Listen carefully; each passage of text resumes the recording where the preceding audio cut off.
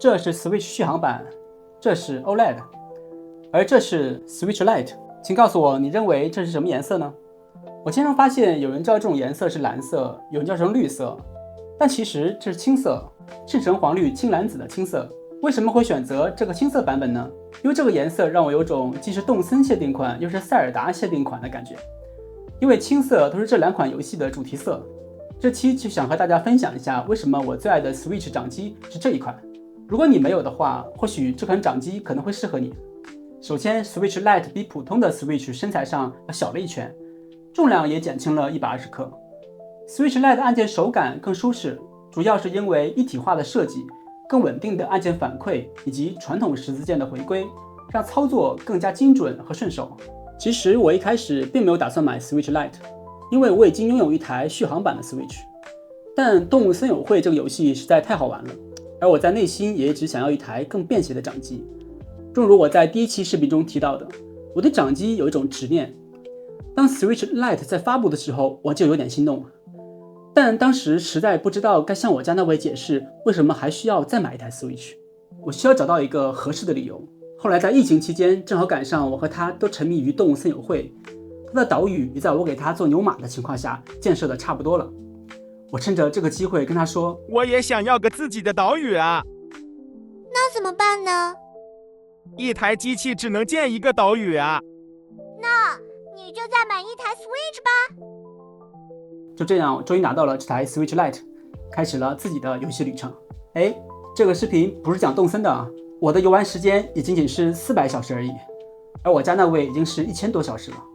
我想分享的其实是它的便捷性，也是我最看重的，既小又轻，可以随时随地把它带去旅行，只要我出去旅行就一定会带上它甚至日常出门也会带着它。它轻便的设计和长续航让它成为旅途中或者短途通勤都是不可或缺的娱乐伙伴。而且使用了这么多掌机后，只有它才是唯一躺着玩的时候胳膊不会酸的机器了。在长途旅行的时候也很适合打发无聊的时间，非常方便，而且每次都是秒速唤醒和待机。有时候放置好几天，突然打开它，竟然发现还有20%左右的电量，也是惊讶到我了。然后它轻薄到几乎可以装进任何包里，比如双肩包、斜挎包、小型背包，甚至有些裤子的口袋都能轻松放下。而且因为它整体是塑料材质，所以整体的重量也更轻了，只有277克。在开始的时候，我买过好几个保护套和握持手把，但是用了一阵子，还是发现裸机才是这款机器最好的状态。一方面是保护壳会增加重量，握持手把也增加了厚度，带出去或者拿在手里都不够轻便。回想一下，以前用 PSP 或者 Game Boy 也没有用保护壳来玩呢。现在人们都被手机保护壳影响到所有产品上了。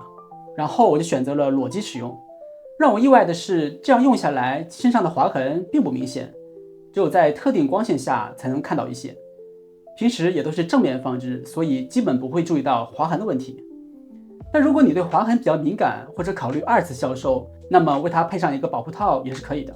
如果你问我2025年 Switch Lite 是否还值得购买，目前有不少消息提到任天堂可能会在明年3月或者6月发布新一代的 Switch， 也就是 Switch 2。不过这并不是官方确认的消息啊，而是来自各大媒体和一些小道消息渠道的推测。根据目前的传闻， Switch 2的硬件性能将有显著的提升，但这也会导致散热需求会更大，因此新一代的设备的体积可能会比现有的机型更大，甚至可能接近 Steam Deck 那种尺寸。具体如何，当然还要等官方的进一步消息。但可以肯定的是，下一代 Switch Lite 2保守估计至少还有3年吧。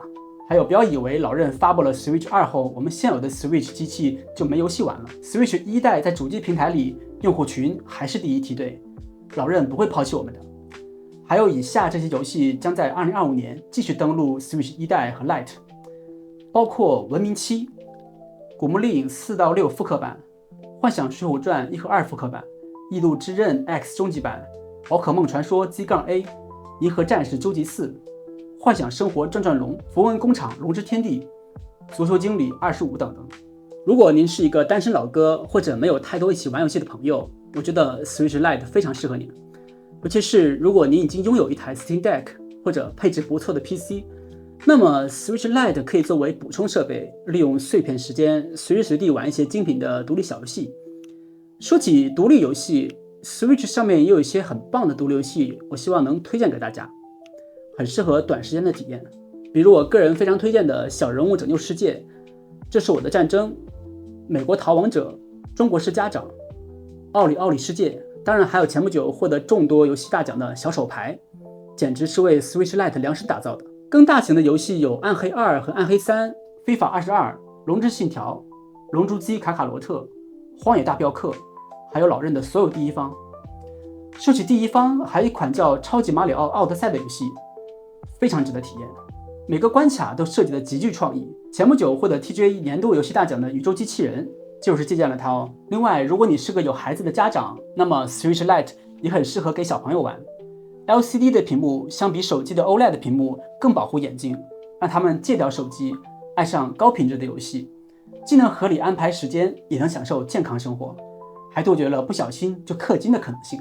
还有值得一提的是 Switch 上的 eShop 商店经常会有折扣活动，所以不妨偶尔上去逛一逛，经常会有一些不错的独立游戏骨折到$1的价格，非常实惠。